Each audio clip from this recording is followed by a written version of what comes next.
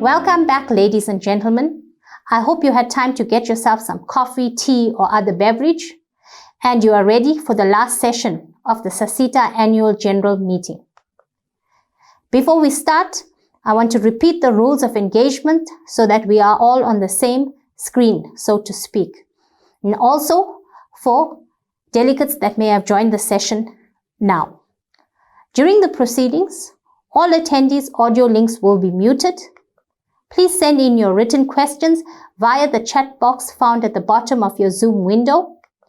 We will endeavor to answer as many questions as possible during the virtual question and answer session and upload all answers to the SASSETA website after the session. Please state your name, surname, and affiliation to SASSETA before you type your question. We will also upload the entire AGM video session to the SASSETA website for future review and for delegates that were unable to attend today. Please also see the link provided in the chat box to download the program of events and the annual report PDFs. Thank you all. I would now like to introduce SASSETA's Chief Financial Officer. He has led us through a tough period the past year. His dedication and tenacity are commendable. Mr. Ikalafeng Diale.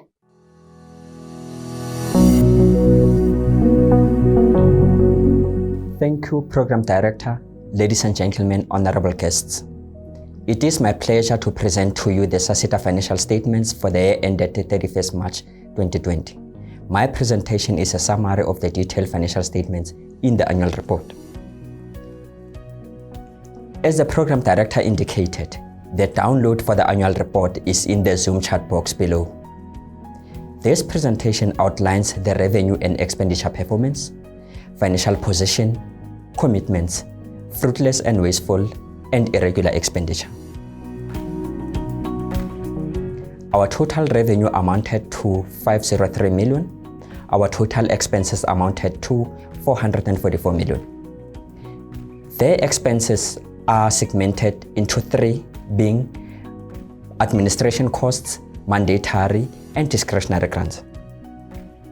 This resulted in a net surplus of 59 million. Our annual revenue is earned through levies paid by private legal firms, private security companies, also from government departments and funds invested. As you can see, over the past 3 years, the levy income has increased significantly. As previously shown, our annual expenditure showed an increasing trend in all three segments of administration, mandatory, and discretionary grants. From the graph, it is apparent that our biggest expenditure is allocated to discretionary grants, being the core business of the SETA.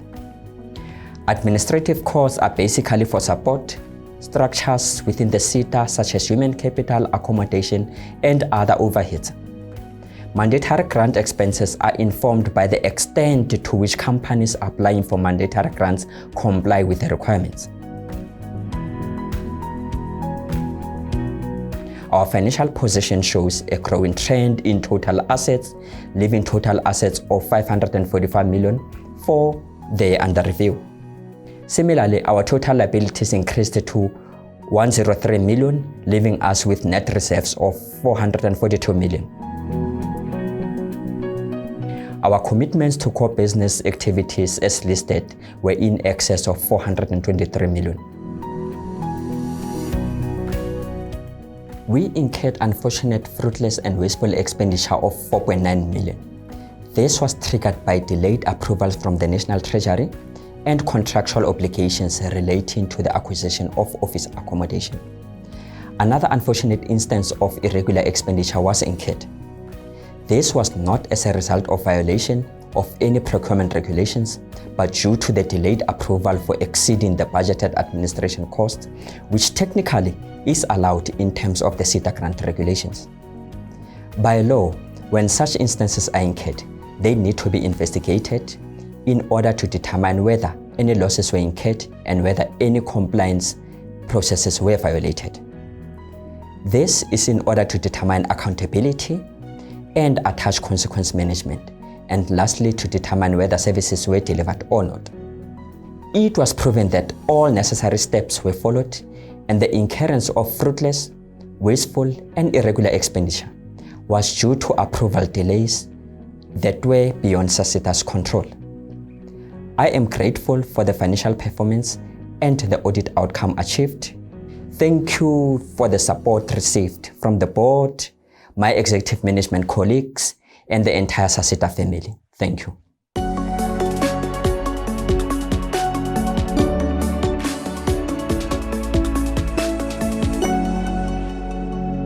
Thank you, CFO. I would like to now introduce two of our exceptional learners.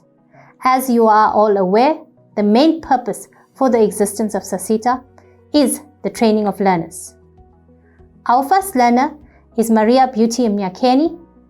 For those of you who attended the last AGM, you will recall Maria and my brazen commitment to find her a workplace for her to complete her articles. Well, Maria is back to tell us her story. Our second learner is Alonzo Barnes. With Alonzo, he was recruited under a bursary partnership that SASSETA runs with the Minister of Defense. This partnership targets students that excel academically from rural areas. Interestingly, Alonzo studied his Bachelor of Science in Physical Sciences. You may ask what this has to do with the safety and security sector. Well, this qualification fits into the South African Police Service's Forensic Investigation Laboratory requirements. Now, let's hear their stories.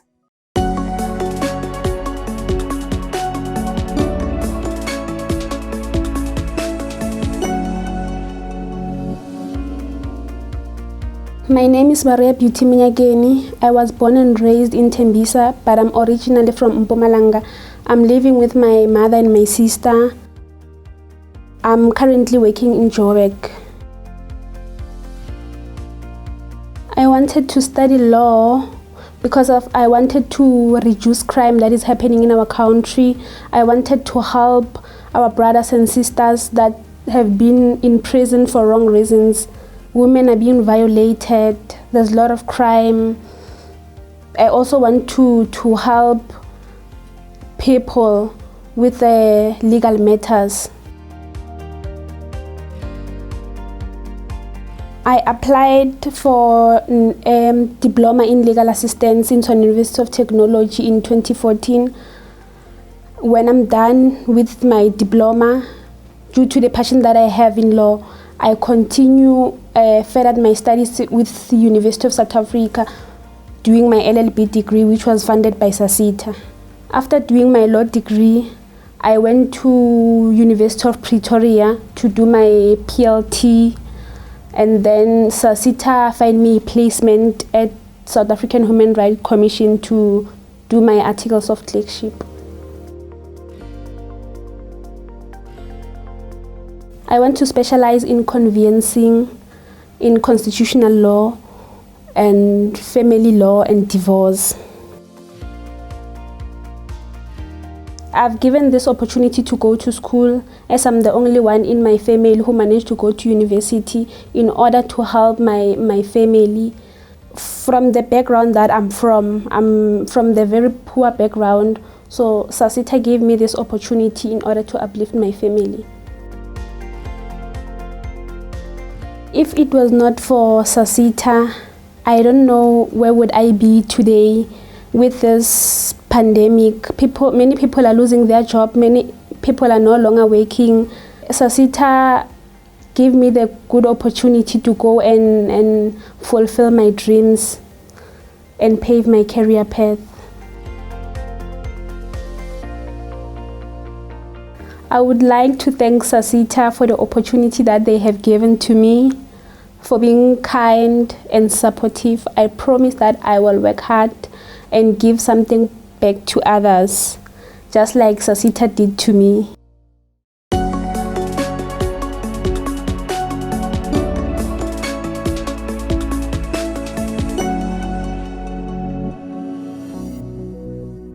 Alonzo is from India originally. I moved when I was 9 months to radio in KZN and then eventually moved to Gauteng, where I finished my schooling years. and ended up in the field of science. At a young age, I was interested in a lot of like sci-fi movies. Like you see there's magic at first, and then eventually I decided that I'll look more into like what like science is more about.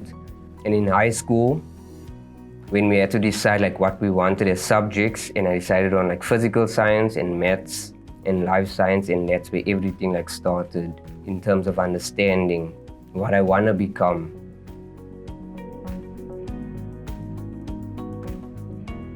So the process was that they approached the school and then they asked for learners who want to like study in our like final year of matric.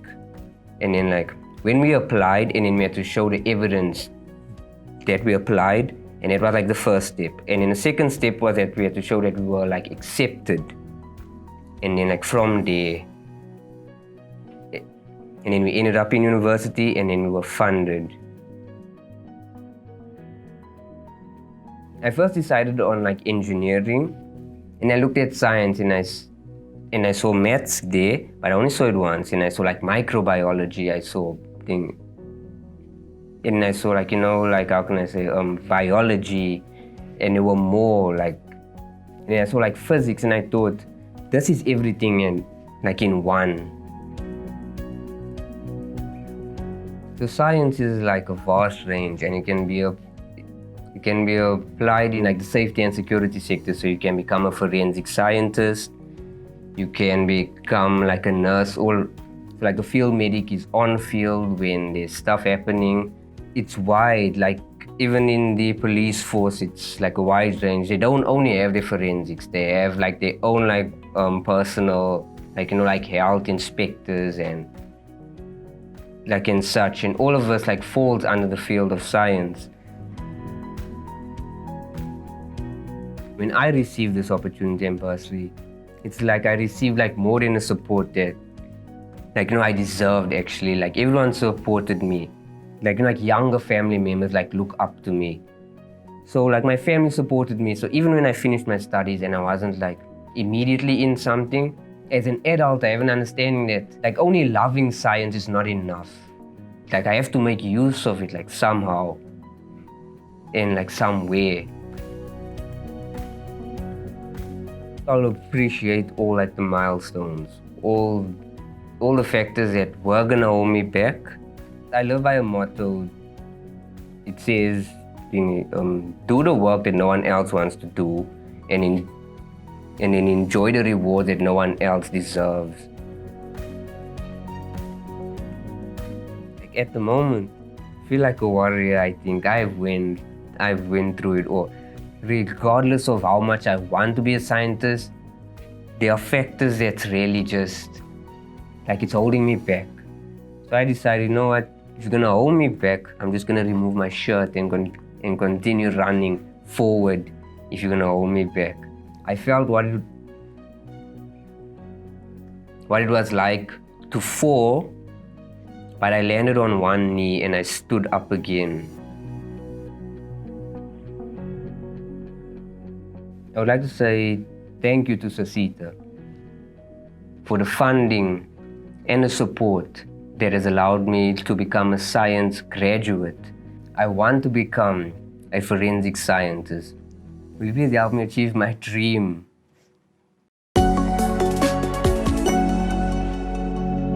Now we get to the final part of the AGM, which is the question and answer session. We have noted your questions and thank you for them. We have grouped similar questions so that we can, being mindful of the time, offer one answer per topic. Let's go to the questions now.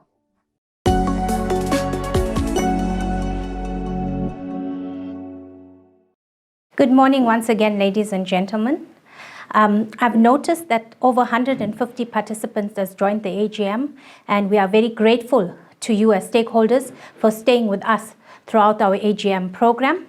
I would like to acknowledge the presence of our former chairperson of our board, Ms. Jolingana. Welcome. Thank you for joining us today. We are going to move on to answer questions that have been posed by you to us this morning. And the first question that we have is from Mr. Ivan Steenkamp, and it's a question which is posed to Mr. Vukani Memela regarding his presentation on the non-financial performance of the SASSETA. And the question is regarding this 56% uptake of employment in the labor force in Gauteng, and he wants to know which sector takes up the bulk of this 56%. So I'm joined by Mr. Memela. Mr. Memela, welcome. No, welcome. Thank you very much, Program Director.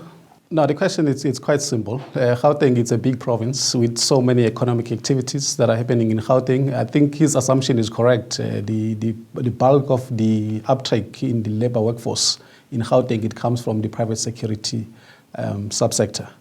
So yeah, that's what they are taking the bulk of the workforce, followed by the policing subsector. It will be followed by the justice, defense, etc., etc. Yeah, it's correct. The bulk is taken by the private security sector. Thank you very much, Mr. Memela. No, thank you very much. Our next question for Mr. Memela is regarding the 56% employment in Gauteng. And I think the participant is Mr. Gary Moodley. And Mr. Gary Moodley wants to know as to which is the third sector in terms of that uptake of employment in the sector. Mr. Memela? Well, I think I've tried to allude to the answer to my first response. The third uptake will be the policing in the Gauteng that is taking the third, if it's in the Gauteng. But in terms of the provincial spread, it's the policing that takes number 2.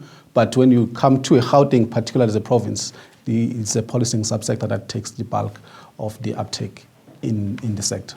Thank you very much, Mr. Memela. Thank you. Okay, moving on to the next lot of questions.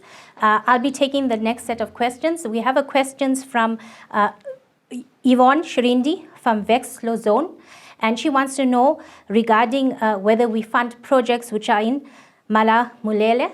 And the short answer to that question is yes, indeed. SASSETA does fund projects throughout the country. We have special focus on projects from rural areas. And during the break, I've taken the liberty to check.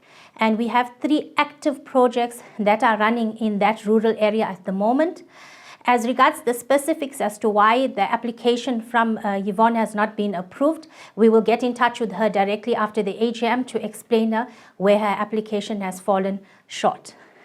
The next question that has just come in now is a question, if I can read. It's from TRM Security Training and Development, and the question is from Sima. The question is, what requirements must we as a company have to qualify to do full learnerships for our existing employees and to empower youth that are currently unemployed? Well, for a company to become a recipient of a discretionary grant, there are many requirements that need to be met, and those requirements are normally posted on our website when an advertisement is put out. But just to give a summary, for you to do a learnership, you must have an accredited training provider who will do the theoretical and the practical part of the training. In addition, you must be compliant with the laws of the country in that you must have a valid tax clearance certificate, a valid BEE certificate. If you're taking learners on an unemployed learnership, you must have a COIDA certificate so that if a learner gets injured on your premises, you are covered in terms of the COIDA and the learner would be covered. So those are basically the main requirements. The other issue is that of levies. If you are a medium or a large size company, then you have to be paying levies to SASSETA. SASSETA is SETA number 19. So you need to be paying your levies to SETA number 19 because that is one of the main criteria we look at, especially for medium and large companies, before we can allocate discretionary grants to them. So that brings us to an end of the question and answer session. As is customary, at this point in our agenda, we would require you as our stakeholders to give your support for our annual report, which we tabled before you this morning. So I would kindly request for at least 2 participants to indicate via messaging in the chat box their support for the adoption of our annual report. I will get the message on my phone at the moment somebody types in the chat box. So colleagues, if you are happy with our annual report and you're supporting it, can you please indicate by giving your name, your surname, and the entity you are representing in the chat box, and your support for the adoption of the annual report. Colleagues, if there's any further questions that may have not come through to us on time, we do undertake that we will attend to those questions, and we will pose replies to all the other questions that may have came in late on our website, and I think we undertake that we'll be able to do it as early as by tomorrow. We will also put up all other presentations of today onto our website by tomorrow. Okay, I have received WhatsApp messages regarding the support of the annual report, and we've got Goodman Mabunda from Timber Security, who support the adoption of the annual report. We have Conquer Business Solutions, Bonginkosi and Mbambeni in support of the annual report. And we also have Molopa Motle, Margaret Seleke, who supported the adoption of the annual report. I see there's many more messages coming on my phone. I would like to thank you for your support. With those two names, I think we have met the requirements in terms of the adoption of the annual report. So I would like to thank you. And I think we're at the stage of our program where we can move up to the next item on our program, which is the formal closure of the annual general meeting.